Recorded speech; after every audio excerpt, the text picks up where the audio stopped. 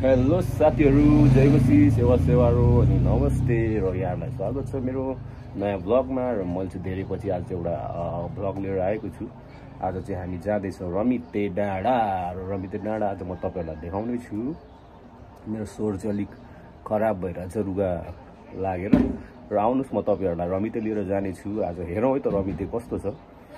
हेर्नुभएकोहरूले फेरि पनि हेर्नु होला र जसले हेर्नुभएको छैन आउनुहोस् मसँग इन्जोय गरौँ है त। Let's go. यहाँ चाहिँ हुनुहुन्छ मेरो आमा र उहाँ हेर्दै हुनुहुन्छ प्रोजेक्टरबाट मुभी हेर्न आँट्नु भएको छ। ल अब चाहिँ हामी होइन लाग्नु रहेछौँ। हाम्रो के भन्छ त हिरो साथी आइसकेको छ होइन। यहाँ दोकानमा भनिदिनु पऱ्यो, मैले अघि रेडी गरेको छु। अब जानुपर्छ। ल आमा ल हाई गरिदिनु त तपाईँ पनि।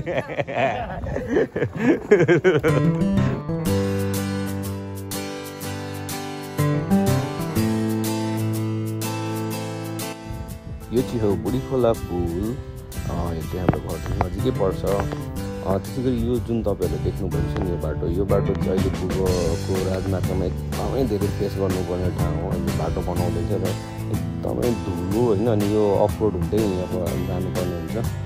अनि धुलो चाहिँ पुरै तपाईँ हामीले एकदमै अहिले चाहिँ सहनुपर्ने अवस्था चाहिँ पूर्वको राजमार्गमा होइन। अनि यो विराट चोक।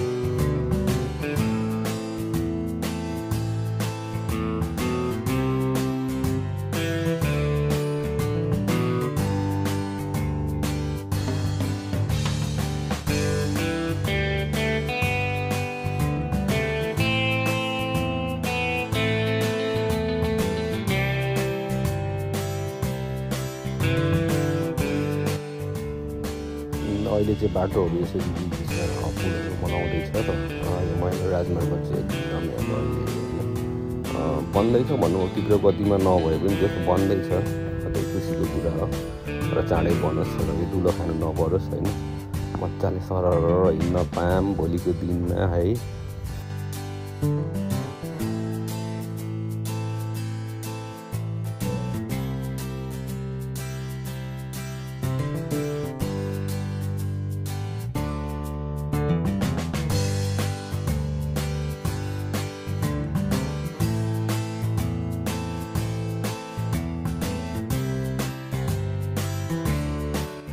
अनि यो तपाईँहरूले अहिले यो बाटो देख्दै हुनुहुन्छ अफरोड। अनि यहाँ धुलो चाहिँ बाफ्रे यो धुलोले गर्दा मैले भिडियो गर्न पनि सकिनँ। एकदमै धुलो छ अहिले। तपाईँहरूको यो बाटो हिँड्दै हुनुहुन्छ तपाईँहरूलाई थाहा होला कस्तो धुलो छ भनेर चाहिँ होइन।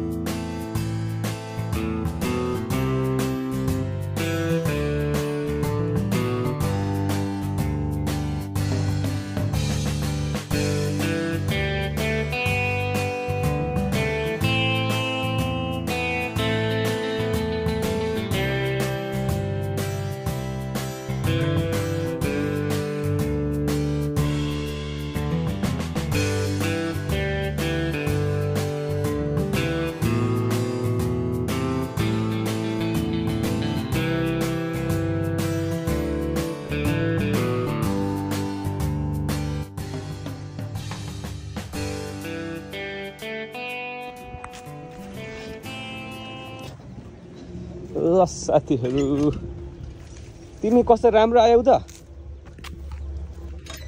यहाँ हालत त नि आम्मामा खुसै भयो होला होइन। झट्काउनु पर्छ नि। बिजोक छ यो बाटो। धुलै धुलो कलमा पखाल्ने बेला भएको छ। ल अहिले हामी फाइनल्ली चाहिँ किसान चोकमा आएको छौँ होइन साथीहरू। अब किसान चोकदेखि माथितिर जानुपर्ने होला यतातिर।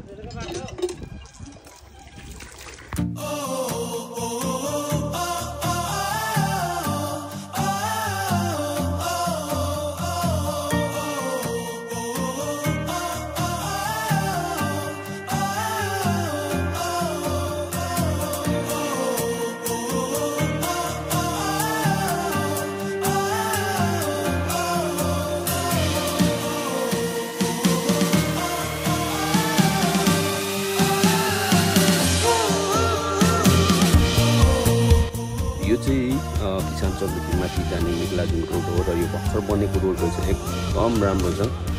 तपाईँहरू जानुभयो भने चाहिँ किसान चोकदेखि माथि एकदम राम्रो बाटो छ र धेरै माथिसम्म बाटो छ र त्यहाँको गाउँघर हरियाली हो एकदम दामी छ है त।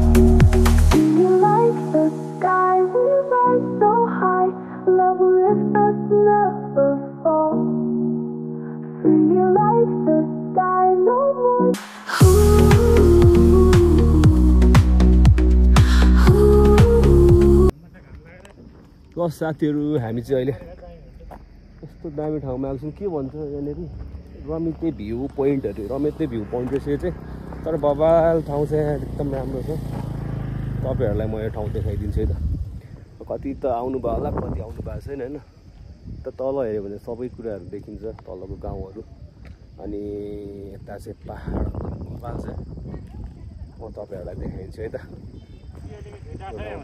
म हेर्नु ल यो चाहिँ भ्यू पोइन्टबाट तपाईहरुलाई यहाँ देखाइदिन्छु म यो हो नेपालको झण्डा र यता तलबाट गाडी आउने पुरा क्रम चाहिँ जारी छ हैन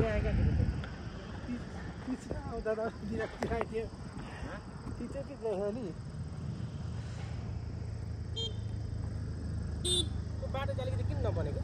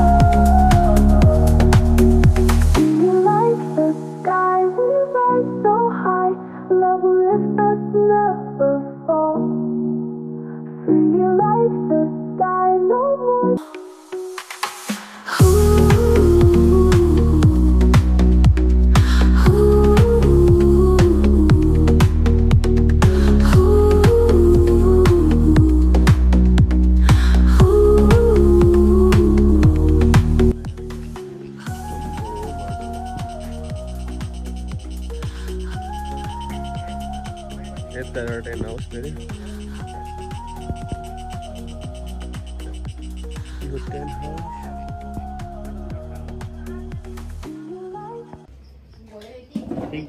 साथी हामी चाहिँ खाजा खान आएको छौँ होइन बजारमा अनि सेकुवा 1 किलो बनाइदिनु नि अनि अहिले चाहिँ खाजा खान लागेको छु मैले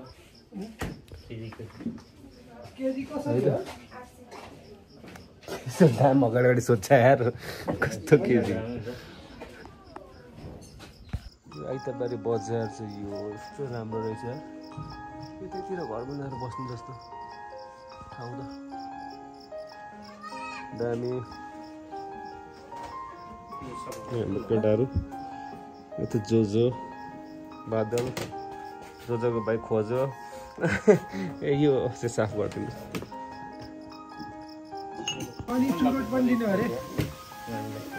सेकुवा आयो केटाहरूले चाहिँ अब खाँदैछ के अरे सुकुटी झन् दामी हो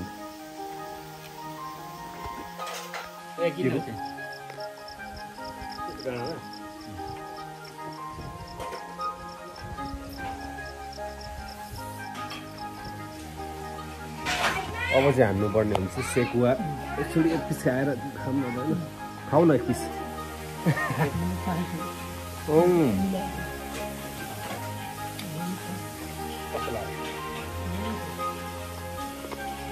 ठिकै हो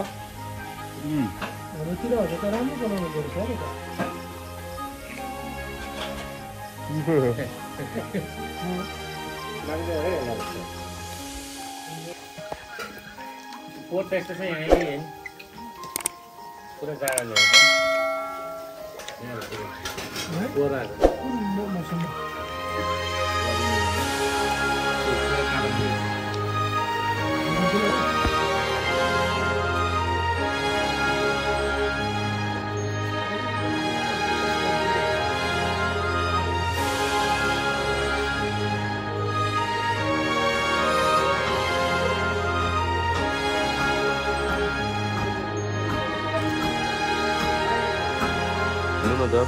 कस्तो राम्रो बजार रहेछ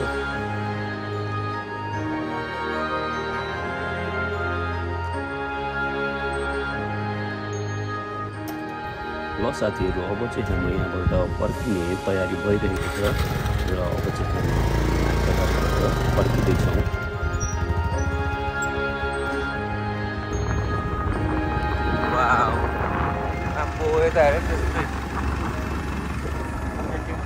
रमिते बजार हो,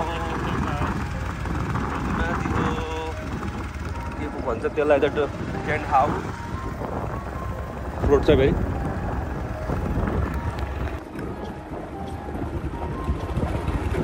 दामी ठाउँ त, तपाईँहरू पनि आउनु होला चिसो हावा खानुको लागि। बस साथीहरू, अब चाहिँ हामी घर फर्किँदैछु। आजको मेरो ब्लग यहीसम्म, यहाँसम्म हेरेर साथ दिनुहुने सम्पूर्णलाई धन्यवाद भन्दै अब आजलाई बाई बाई।